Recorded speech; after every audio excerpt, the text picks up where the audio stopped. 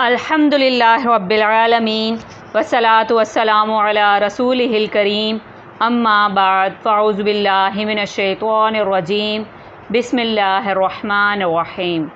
السلام علیکم ورحمۃ اللہ وبرکاتہ۔ آج کی ہماری ویڈیو کا موضوع ہے دنیا کیا ہے؟ دنیا آزمائش اور فتنوں کا گھر ہے۔ دنیا دارالعمل اور آخرت دار جزا ہے، تو مومنوں کو بدلہ جنت اور کافروں کو جہنم کی صورت میں ملے گا۔ تو جب جنت طیب اور اچھی چیز ہے تو اس میں داخل بھی وہی ہوگا جو کہ اچھا اور طیب ہوگا، اور پھر اللہ تعالیٰ طیب اور پاک صاف ہے تو وہ قبول بھی طیب اور پاک صاف چیز ہی کرتا ہے۔ اسی لیے اللہ تعالیٰ کا اپنے بندوں میں یہ طریقہ رائج ہے کہ وہ اپنے بندوں کو آزمانے کے لیے مصائب اور فتنے میں ڈالتا ہے، تاکہ یہ پتہ چل سکے کہ مومن کون اور کافر کون ہے، اور جھوٹے اور سچے کے درمیان تمیز ہو سکے۔ جیسے کہ اللہ تعالیٰ کا فرمان ہے، کیا لوگوں نے یہ گمان کر رکھا ہے کہ ان کے صرف اس دعوے پر کہ ہم ایمان لائے ہیں ہم انہیں بغیر آزمائے ہوئے ہی چھوڑ دیں گے؟ ان سے پہلوں کو بھی ہم نے خوب آزمایا تھا، یقیناً اللہ تعالیٰ انہیں بھی جان لے گا جو سچ کہتے ہیں، اور انہیں بھی جو معلوم کر لے گا جو کہ جھوٹے ہیں۔ تو کامیابی اور نجات اس وقت تک مکمل نہیں ہوگی جب تک کہ امتحان نہ ہو جائے اور طیب خبیث سے علیحدہ نہ ہو جائے اور مومن اور کافر کا پتہ نہ چل جائے۔ جیسا کہ اللہ سبحانہ و تعالیٰ کا فرمان ہے، جس حال پر تم ہو اسی پر اللہ تعالیٰ ایمان والوں کے نہ چھوڑے گا جب تک کہ پاک اور ناپاک کو الگ نہ کر دے، اور نہ ہی اللہ تعالیٰ ایسا ہے کہ تمہیں غیب سے آگاہ کر دے۔ وہ آزمائش جس میں اللہ تعالیٰ اپنے بندوں کو مبتلا کرتا ہے تاکہ مومن اور کافر کے درمیان تمیز ہو سکے، اس کا ذکر اس فرمان میں کیا ہے۔ اور ہم کسی نہ کسی طرح تمہاری آزمائش ضرور کریں گے، دشمن کے ڈر سے، بھوک پیاس سے، مال و جان اور پھلوں کی کمی سے، اور ان پر صبر کرنے والوں کو خوشخبری دے دیجئے۔ جنہیں کوئی مصیبت آتی ہے تو کہہ دیا کرتے ہیں کہ ہم تو خود اللہ تعالیٰ کی ملکیت ہیں اور اسی کی طرف لوٹنے والے ہیں، ان پر ان کے رب کی رحمتیں اور نوازشیں ہیں، اور یہی لوگ ہدایت یافتہ ہیں۔ تو اللہ تعالیٰ بندوں کو آزمائش میں مبتلا کرتا اور صبر کرنے والوں سے محبت کرتا اور انہیں جنت کی خوشخبری دے رہا ہے، اور ایسے ہی اللہ تعالیٰ اپنے بندوں کو جہاد کے ساتھ بھی آزماتا ہے۔ فرمانے باری تعالیٰ ہے،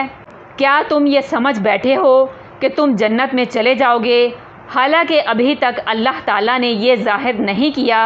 کہ تم میں سے جہاد کرنے والے کون ہیں اور صبر کرنے والے کون ہیں۔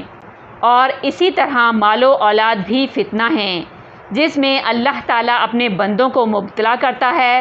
تاکہ یہ معلوم کر لے کہ کون شکر کرتا ہے اور کون ناشکری کرتے ہوئے ان میں مشغول رہتا ہے۔ فرمانے باری ہے، اور تم اس بات کو جان لو کہ تمہارے مال اور تمہاری اولادیں ایک امتحان کی چیز ہیں، اور اس بات کو بھی جان لو کہ اللہ تعالیٰ کے ہاں بہت بڑا اجر ہے۔ اللہ تعالیٰ بعض اوقات مصائب اور بعض اوقات نعمتوں کے ساتھ آزمائش میں ڈالتا ہے تاکہ یہ پتہ چل سکے کہ کون شکر گزار اور کون ناشکرا، اور کون اطاعت گزار اور کون نافرمان ہے، تو پھر انہیں قیامت کے روز بدلہ دے گا۔ فرمانے ربانی ہے،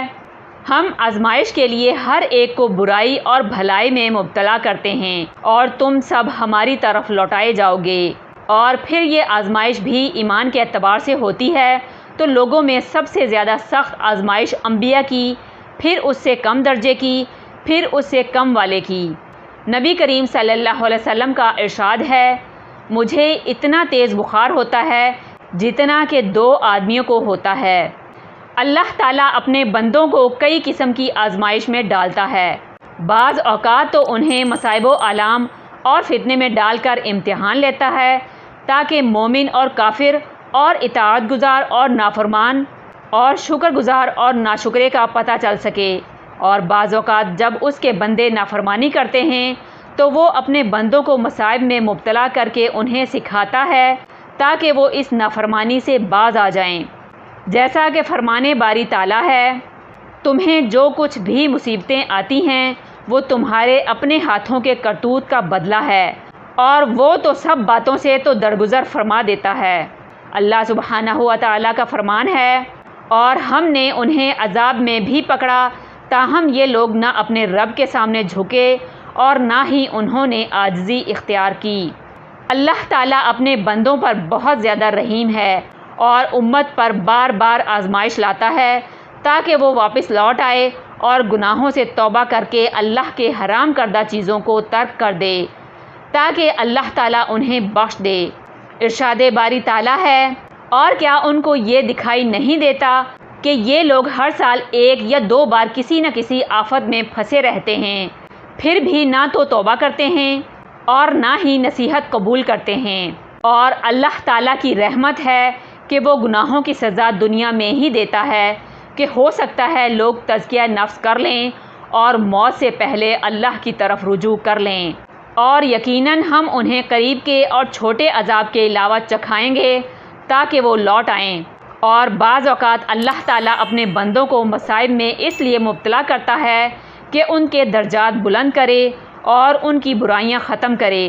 جیسا کہ فرمان نبی صلی اللہ علیہ وسلم ہے، کسی بھی مسلمان کو کوئی تکلیف اور بیماری، غم اور پریشانی و افسوس، حتیٰ کہ اگر کوئی کانٹا بھی چبھتا ہے تو اس کی بنا پر اللہ تعالیٰ اس کے گناہ معاف کر دیتا ہے۔